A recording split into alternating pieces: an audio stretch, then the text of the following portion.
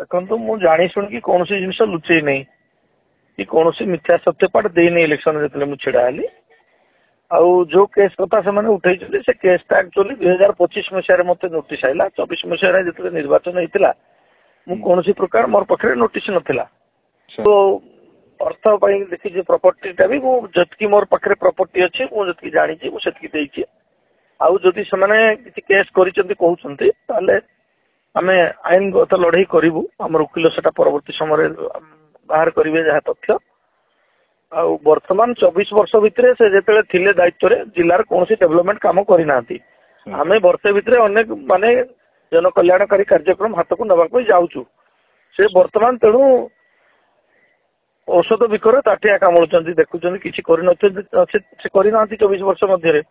ତେଣୁ ସେ ବର୍ତ୍ତମାନ ବିଳି ବିଳଉଛନ୍ତି ଆଉ କଣ ଡେଭଲପମେଣ୍ଟ କାମ କେମିତି ବନ୍ଦ ହବ ସେ ଏଥିଲାଗି ବିଭିନ୍ନ ଆଇନର ଜାଲରେ ଛନ୍ଦିବା ପାଇଁ ଯୋଜନା କରୁଛନ୍ତି। ଆପଣ ଦେଖୁଛନ୍ତି Aero news digital media like follow share କରି ଆମ ସହିତ ଯୋଡ଼ି ହୁଅନ୍ତୁ। ଆଉ ଖବର କେମିତି ଲାଗିଲା କମେଣ୍ଟରେ ନିଶ୍ଚୟ ଲେଖନ୍ତୁ।